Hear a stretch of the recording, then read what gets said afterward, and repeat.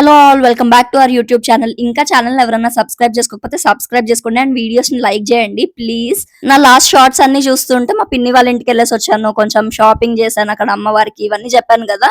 అయితే ఆ షార్ట్ లో ఇంకొకటి కూడా చెప్పాను, ఏంటంటే నేను వచ్చేసేటప్పుడు బాధతోటి పిన్నితో బాధలు షేర్ చేసుకుంటూ మా పిన్ని ఏమనింది అంటే, తమ్ముడు గురించి వచ్చినప్పుడు వాడు చిన్నోడు కదా, చిన్నప్పటి నుంచి అట్లానే ఉన్నాడు కదా, ఇప్పుడు సడన్ గా అంటే వాడికి కావట్లేదు అడ్జస్ట్ అవ్వడానికి అని. సో ఈ వీడియో త్రూ నేను అది పోర్ట్రే చేస్తే బాగుంటుంది అని అనిపించింది. బికాస్ రెస్పాన్సిబిలిటీస్ అనేటివి సఫర్ అయ్యే వాళ్ళు అందరూ తీసుకోవాలి. ఇట్స్ నథింగ్ లైక్ అక్కొక్కతే చెయ్యాలి, నేను ఒక్కదాన్నే చూసుకోవాలి, అట్లా కాదు. వాడు ఈ ఏజ్ లో చిన్నోడు అన్నప్పుడు 2 years బ్యాక్ సేమ్ ఏజ్ లో నేను కూడా cheese cake ice cream start చేసినప్పుడు మరి ఎందుకు చెప్పలేదు, నువ్వు చిన్నదానివి కదా, నువ్వు ఇవన్నీ ఎందుకు చేస్తున్నావు అని. నా లైఫ్ రిస్క్ చేసి మరి ఇంట్లోంచి వచ్చేసాయి కదా. లైఫ్ అంతా బాగున్నప్పుడు నేను మా మమ్మీని అడిగేదాన్ని, నాకెందుకు అక్కలాగా ఏం తీసుకోవట్లేదు అంటే, అక్క పెద్దది కదా నాన్న, దాని తర్వాత అన్ని నీకే తీసుకుంటాము అని. నా టైం వచ్చేసరికి ఏం లేకుండా పోయింది. ఇప్పుడేమో చిన్నోడు కదా, వాడికి అడ్జస్ట్ అవ్వలేకపోతున్నారు అని చెప్తున్నారు. ఎప్పుడు నేనే అడ్జస్ట్ అవ్వాలా? అన్ని బాగున్నప్పుడు నేనే అడ్జస్ట్ అయ్యి, ఇప్పుడు ఏం లేనప్పుడు నేనే అడ్జస్ట్ అయ్యి, లైఫ్ అంతా అడ్జస్ట్మెంట్స్ తోటే బ్రతికితే ఇంకెప్పటికీ నేను ఇట్లనే ఉంటానా అనే భయం వేస్తుంది నాకైతే. మా ఫ్యామిలీలో అందరికీ తెలుసు నేను చాలా స్టబ్బర్న్ అని. నేను మొండిదాన్ని కదా, మరి నన్ను కూడా అట్లనే వదిలేయచ్చు కదా. వాడిని వదిలేయాలి, వాడు అంతే అని వదిలేసినప్పుడు నేను కూడా మొండిదాన్ని అట్లనే వదిలేయండి అని ఎందుకు అనుకోరు? యాక్చువల్లీ ఇంతమందిలో వీడియో తీయాలంటే చాలా ఎంబారసింగ్ ఉంది, but I just want to vlog. Finally came to my favourite section, face wash, face creams, all girl stuff. So yeah, actually నాకు లంచ్ బాక్స్ కూడా లేదు. సో ఒకటి తీసుకుందామని చూస్తున్నాను, నాకు నచ్చట్లేదు బేసిక్గా ఇక్కడ. సో చూద్దాం, ఇక్కడ ఏమన్నా మంచి లంచ్ బాక్సెస్ ఉంటే తీసుకుంటా. మంచిగా అంటే లైక్ స్టీల్లోనే ఇట్లాంటి పెద్ద పెద్దవి. I'm not getting anything. So ఈ వీడియోలో ఏం చెప్పాలనుకుంటున్నా అంటే, పేరెంట్స్ అట్లా ఫస్ట్ పెద్దవాళ్ళకి తీసుకుంటాం, దాని తర్వాత చిన్న వాళ్ళకి అని, లేకపోతే నువ్వు కొంచెం పెద్దదానివి కదా, నువ్వు అడ్జస్ట్ అవ్వు, చిన్నోడు కదా వాడికి తెలీదు అని ఇట్లాంటివి చెప్పకండి. బికాస్ అది డివైడెడ్ లవ్ చూపిస్తున్నట్టు మీరే మీ పిల్లలకి. లిటరలీ నాకు ఇప్పుడు అదే అనిపిస్తుంది. పైన ఆంటీ వాళ్ళు, పిన్ని వాళ్ళు, అత్త వాళ్ళు ఇదే చెప్పేవాళ్ళు, కొంచెం అయితే నీకు కూడా తీసుకుంటారు అని. ఇప్పుడు ఏం లేదు నాకు. అండ్ అక్కడ కింద కాజు చూడంగానే నా ఫేవరెట్ అలా కింద పడిపోయిందా అని బాధ అనిపించింది. Food I got for my self.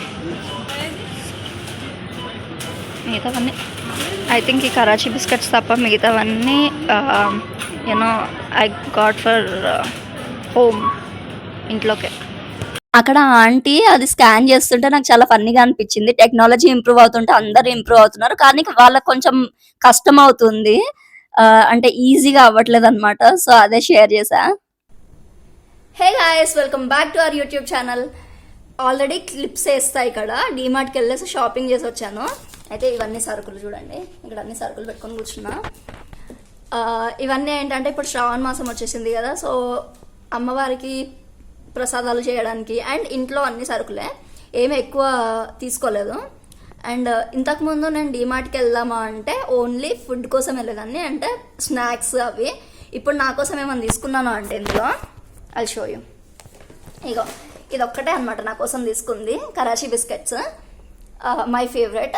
Already నేను డిమార్ట్లో వీడియో తీసా, అక్కడ చూపించాను. ఉస్మానియా బిస్కెట్స్ 1+1 ఆఫర్ ఉన్నాయి, కానీ కరాచీ బిస్కెట్స్లో 1+1 ఆఫర్ లేదు.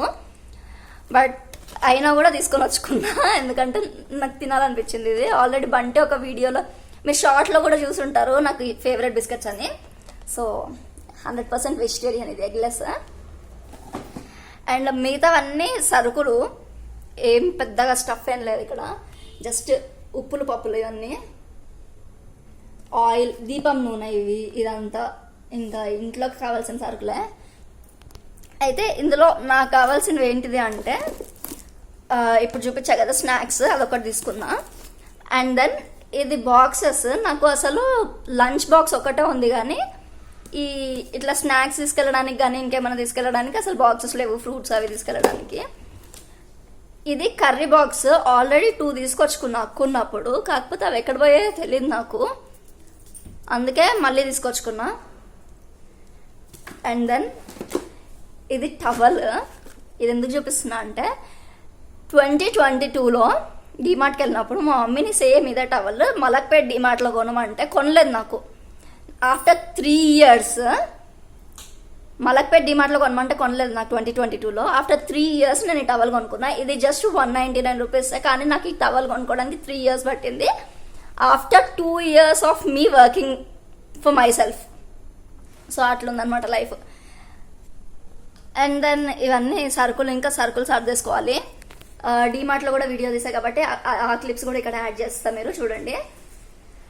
మార్నింగ్ అయితే నాకు డౌట్ వచ్చింది, నేను క్యాబ్ రోస్టర్ చేసుకున్నానా లేదా అని. నా యాప్ పనిచేయడం మానేసింది. సో ఒకసారి ల్యాప్టాప్ ఆన్ చేసుకొని చూసుకున్నా, కన్ఫర్మ్ చేసుకొని తర్వాత డీమార్ట్కి వెళ్ళినా. ఎందుకంటే మళ్ళీ నైట్ క్యాబ్ రాకపోతే ఏం కష్టం కదా. ఇవన్నీ సర్దుకొని దాని తర్వాత కొంచెంసేపు పడుకొని ఫ్రెష్ అయిపోయి ఆఫీస్కి వెళ్ళాలి. It's Monday guys. ఇంకా ఫ్రెష్ అయిపోయి ఆఫీస్కి వెళ్ళాను. అయితే ఆఫీస్కి 1 అవర్ ముందు వెళ్తున్నా, లేకపోతే 1 అవర్ లేట్గా వెళ్తున్నా. సో అక్కడ కూర్చొని వ్లాగ్ షూట్ చేసి అదే చెప్తున్నా అనమాట. కాకపోతే చాలా నాయిసీగా ఉంది. ఎందుకంటే ఈ మధ్య చాలా ట్రాఫిక్ ఉంటుంది కదా. ఆ రోజు 1.5 అవర్ డిలే అయ్యేసరికి కొంచెం క్యాబ్ రోస్టర్స్ టైమింగ్ ముందే చేశారనమాట. ఎంప్లాయీస్ ఎక్కువ ఉన్నప్పుడేమో లేట్ అవుతుంది అనేసి తొందరగా పెడతారు. అదేమో నెక్స్ట్ డే ఎంప్లాయీస్ తక్కువ ఉంటారు, తొందరగా వెళ్ళిపోతాం ఆఫీస్ కి. అప్పుడేమో ఇలా వెయిట్ చేయాల్సింది వస్తుంది. సో మా ట్రాన్స్పోర్ట్ వాళ్ళకి ఎప్పుడు అర్థం అవుతుందో కరెక్ట్ గా టైమింగ్ మెయింటైన్ చేయడం నాకు అర్థం కావట్లేదు. అండ్ ఫ్రెండ్స్ వస్తేనేమో తొందరగా వెళ్ళిపోయేదాన్ని. ఫ్రెండ్స్ కూడా లేరు కాబట్టి అక్కడ వెయిట్ చేసుకుంటూ కూర్చున్నా. సో ఈ వీడియోలో నేను చెప్పింది అర్థమైంది అని అనుకుంటున్నా. బికాస్ సఫర్ అయ్యేది అందరము అన్నప్పుడు రెస్పాన్సిబిలిటీస్ కూడా ఈక్వల్ గా షేర్ చేసుకోవాలి. అప్పుడైతేనే ఒక్కరి మీద బర్డన్ ఉండకుండా ఉంటుంది. బయటికి చూడడానికి హ్యాపీగానే కనిపిస్తామేమో, కాకపోతే 100 మంది ఉన్నా కూడా లోన్లీనెస్ ఫీలింగ్ ఉంటది చూడండి. మనల్ని అంటూ ఎవరు అర్థం చేసుకోవట్లేదు అన్న ఫీలింగ్, అది చాలా పెయిన్ఫుల్ ఉంటది. మీకు అర్థం కాదు, అది ఓన్లీ గో త్రూ అయ్యే వాళ్ళకి మాత్రమే అర్థం అవుతుంది. మన కోసం ఒకరు ఏదైనా చేస్తున్నారు అంటే మన సైడ్ నుంచి కూడా 100% ఎఫర్ట్స్ పెట్టాలి. ఇదే నేను అనుకునేటిది. అండ్ ఇక్కడ నేను ఒక కమెంట్ యాడ్ చేస్తున్నా చూడండి. తను కూడా ఇలానే షేర్ చేసింది, నేను కూడా చిన్న డాటర్నే, వాళ్ళకే ప్రాబ్లమ్స్ ఎక్కువ అని.